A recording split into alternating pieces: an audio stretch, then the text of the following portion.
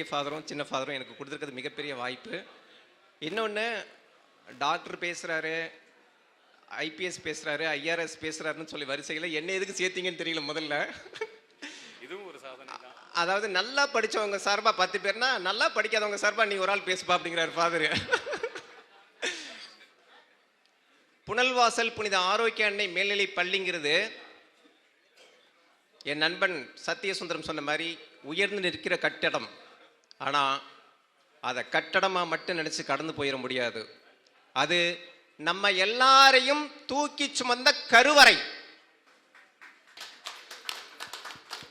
புனித ஆரோக்கிய அன்னை மேல்நிலை பள்ளி என்பது நம்முடைய கருவறை. எப்படி தன் தாயின் வயிற்றை குழந்தை தடவி பார்க்குமோ அதைப்போல் இந்த பள்ளியால் உயர்வடைந்த, மேன்மை அடைந்த, அறிவில் சிறந்தவர்களாக ஆக்கப்பட்ட நாம் இந்த பள்ளிக்கூடத்தை பார்க்க பாசத்தோடு திரண்டிருக்கிறோம். எல்லாருக்கும் வேலை இருக்கு, பரபரப்பான வேலைகள் இருக்கு, அலுவல் இருக்கு, பணம் இருக்கு, அல்லாட்டம் இருக்கு. அப்படி இருக்கிறப்போ அது எல்லாத்தையும் விட்டுட்டு பாசத்துக்காக நமக்கு பயிற்சி கொடுத்த ஆசிரியர்களை பார்க்கறதுக்காண்டி, மாணவர்கள் ஒருவரை பார்த்துக்கிறதுக்காண்டி நம்மளை 30 வருஷங்களுக்கு பின்னோக்கி தள்ளி கொண்டு போய் மாணவர்களாகவே மாற்றிக்கிறதுக்காண்டி இப்பேற்பட்ட ஒரு கூட்டத்தை கூட்டியிருக்கோம் பாருங்க. அதுவும் காலையில் இதை விட பயங்கரமான கூட்டம் இருந்துச்சு. இதுதான் தானா சேர்ந்த கூட்டம். இது தன்மையான கூட்டம், உண்மையான கூட்டம், தலை மேலே தூக்கி வச்சு கொண்டாட வேண்டிய கூட்டம். குறிப்பாக நம்ம அருட்தந்தை சொன்ன மாதிரி வந்தோம், சந்தித்தோம், சாப்பிட்டோம், கடந்து போனோம் அப்படின்னு இல்லாமல் அடுத்த கட்டத்தை நோக்கி பயணிக்கிற திட்டம் அவர் மாற்றினா இருப்பாருங்க. அதில் தான் மற்ற எல்லா பள்ளிகளையும் விட நம்ம பள்ளிக்கூடம் தனிச்சு நிற்குது. ஏன்னா இது தொடக்கம்தான். இதோடைய அடுத்த கட்டம் ஆக்கப்பூர்வமா, பிரயோஜனமானதா, கொண்டாடத்தக்கதா, மிகப்பெரிய மாற்றத்தை உருவாக்கத்தக்கதா கண்டிப்பா இருக்கும். அதுக்கு நம்ம இங்கே கலந்திருக்கிற அத்தனை பேருமே சாட்சி. குறிப்பா மாணவர்களை படிக்க வைக்க எல்லாராலையும் முடியும். ஆனா இந்த மாதிரி நல்ல விஷயத்துக்கு துடிக்க வைக்கிறது இருக்குல்ல, அதுதான் முக்கியமானது. அதை அருட்தந்தையோட கோரிக்கை அட்டகாசமாக நிறைவேற்றிருக்கு. அதுக்கான ஆக்கப்பூர்வம் எல்லாம் கைத்தட்டலாம் சரி, கூட்டின கூட்டமாகவும் சரி பக்காவாக தெரியுது. ஒரு இளைஞனாக நான் இந்த மேடையில் நிற்கிறதுக்கு என்னுடைய தாய் தகப்பன் காரணமாக இருக்கலாம். ஆனால் ஒரு திரை கலைஞனாக நான் நிற்கிறதுக்கு நிச்சயமாக என்னுடைய குடும்பம் காரணம் இல்லை, என்னுடைய உறவினர்கள் காரணம் இல்லை, என் பெற்றவங்க காரணம் இல்லை, நான் கும்பிட்ட கோயில் காரணம் இல்லை, இந்த ஸ்கூல் காரணம்.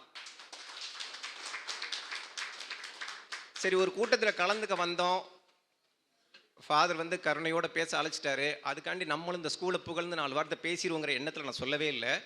ஏன்னா எல்லா மாணவர்களையும் போல், ஒரு 2 நிமிஷம் எடுத்துக்கலாம்ல ஃபாதர், எல்லா மாணவர்களையும் போல் நல்லா படிக்கணும், நல்ல மார்க் வாங்கணும், டாக்டர் ஆகணும், என்ஜினியர் ஆகணும், ஐபிஎஸ் ஐஏஎஸ் ஆகணும் அப்படிங்கிற கனவோட இந்த ஸ்கூலுக்குள்ளே வந்தவன் தான் நான். ஆனால் நான் படிக்க வந்த காலத்தில் ஃபாதர் ஆரோக்கியசாமி அப்படின்னு ஒரு ஃபாதர், மாதம் இலக்கிய மன்ற கூட்டம் நடக்கும், இதே மேடையில் நடக்கும். தேவதாஸ் சாருக்கு நல்லா தெரியும், இதே இதில் நடக்கும். எட்வின் சார் தான் எல்லாத்தையும் முன்னிட்டு நடத்தும். இப்போ எப்படி முன்னிட்டு நடத்துகிறாரோ அதே மாதிரி அப்போ அவர் தான் முன்னிட்டு நடத்துவார். படிப்பு மட்டும் இல்லை, நடிப்பு, இலக்கியம், கலைன்னு இன்னும் இவ்வளோ பெரிய உலகம் இருக்கா அப்படிங்கிற எண்ண தெளிவே எனக்கு ஏற்பட்டது அந்த இலக்கிய மன்ற கூட்டங்களின் மூலமாக தான்.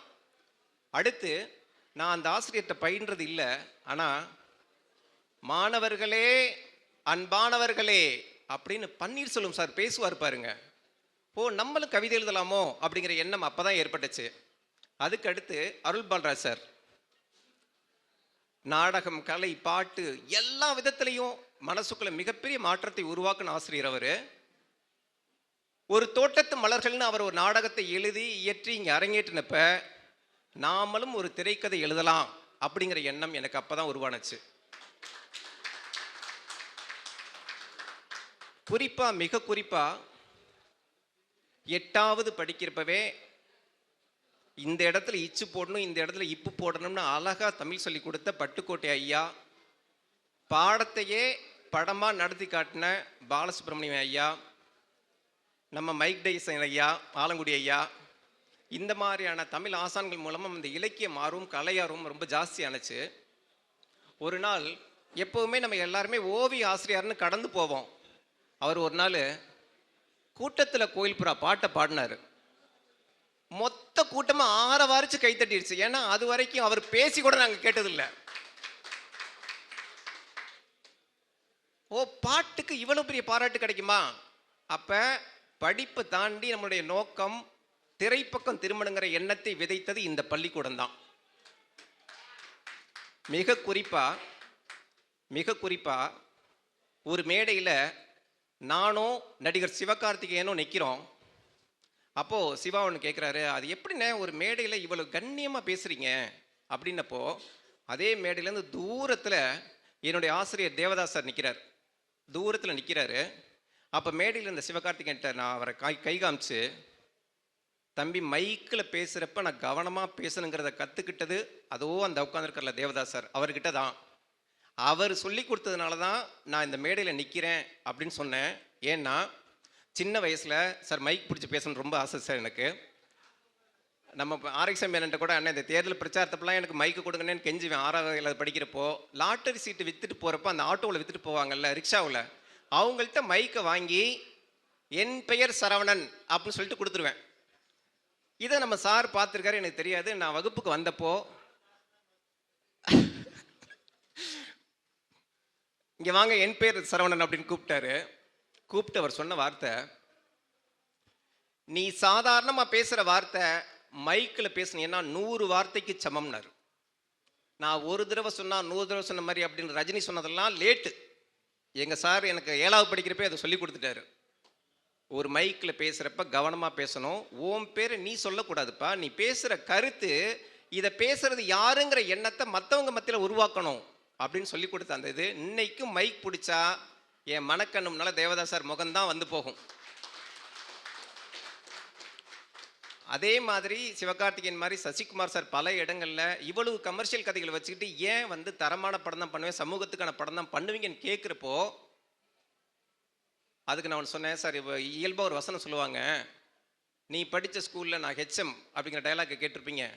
ஆனால் நான் படித்த ஸ்கூலில் எனக்கு வாட்ச ஹெச்எம் அந்த மாதிரி சார் ஜஸ்டின் சார்னு ஒருத்தர். அவர் நான் முதல் முறையில் எழுதின ஒரு கட்டுரையை பார்த்துட்டு எட்வர்ட் சார் தான் என்னை அழைச்சிட்டு போனார். ஹெச்எம் வந்து என்னை அந்த கட்டுரையை படிச்சுட்டு, வால்முனையை விட பேனா கூர்மனை வலிமையானது அப்படின்னு எழுதி கையெழுத்து போட்டு எனக்கு கொடுத்தாரு. எனக்கு அதோட அர்த்தம் அப்போ புரியல. அதை விலைக்கு சொன்னப்போ தான் புரிஞ்சிச்சு. நாம் எழுதுகிற எழுத்தை எப்பவும் காசுக்கு பயன்படுத்திடவே கூடாது. நாம் எழுதுகிற எழுத்து எப்பவும் அடித்தட்டு மக்களுக்கானதாக இருக்கணும், புரட்சிகரமானதுக்காக இருக்கணும், மாற்றத்துக்கானதாக இருக்கணும் அப்படிங்கிற எண்ணத்தை எனக்கு ஏற்படுத்தினது ஜஸ்டின் சார். இன்னைக்கு வரைக்கும் நான் கமர்ஷியல் படம் பண்ணாமல் இருக்கிறதுக்கு காரணம் அதுதான். எல்லா விதத்திலையுமே என்னை மாற்றினது இந்த பள்ளிக்கூடம் தான். சமீபத்தில் நானும் என்னுடைய மனைவி கலா சின்னதுரை இங்கே படித்தவங்க தான் ஒரு விழாவில் கலந்துக்கிட்டோம். அவங்க நன்றியுரை பேச வந்தப்போ ஸ்பான்டேனியஸாக அவங்க பேசி பக்காவாக கிளாப்ஸ் வாங்கினாங்க. அப்போ சசிகுமார் சொன்னார், பரவாயில்லைங்க உங்கள் மாதிரி அவங்களும் பேசுகிறாங்களே அப்படின்னப்ப, அவள் படித்தது இதே ஸ்கூல் தான் சார் அப்படின்னேன். மறிக்குழுந்து, ஆமாம், மறிக்குழுந்து புனவாசல் வரைக்கும் ரீச் ஆயிருக்கு சார், நன்றி. அப்போது நான் சொன்னது வந்து அதான் என்னென்னா, அது அந்த நம்ம பள்ளிக்கூடத்தை பற்றி பேசுகிறத கேட்டுட்டு சார் சசிகுமார் சாரே இந்த பள்ளிக்கூடத்துக்கு வந்தார் நேரில் வந்து. அதான் அதான் சொன்னேன், மேடைக்காண்டி பேசலை சார்.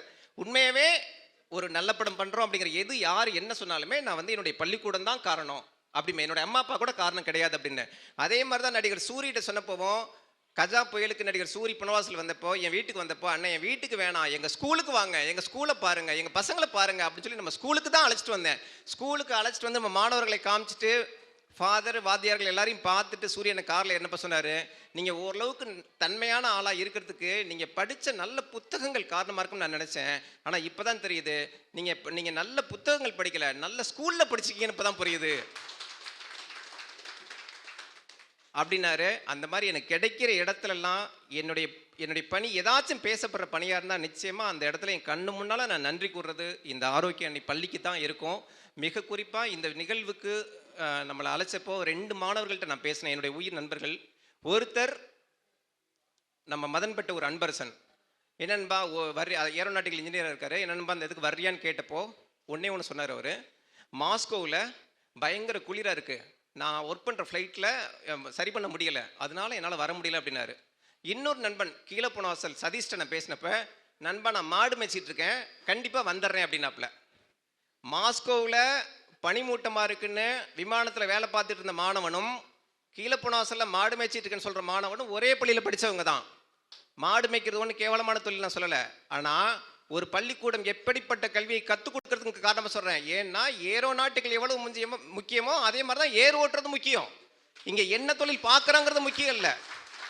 நாம செய்யற தொழில், நாம செய்யற வேலை இந்த மண்ணுக்கும் மக்களுக்கும் பிரயோஜனமா இருக்கா அப்படிங்கிறது தான் முக்கியம். அந்த விதத்துல தான் மற்ற எல்லா பள்ளிக்கூடங்களையும் விட நம்ம புனல்வாசல் புனித ஆரோக்கிய அன்னை மேல்நிலைப் பள்ளி தனித்துவமான பள்ளியா பேர் பெற்று நிக்குது. மிக குறிப்பா நம்மளுடைய அடையாளங்களை சொல்றப்ப, நான் எந்த ஊர் தெரியுமா, நான் என்ன சாதி தெரியுமா, என் தாத்தா யார் தெரியுமா, என் பேர் என்ன தெரியுமா, என் புகழ் என்ன தெரியுமான்னு கேட்போம்.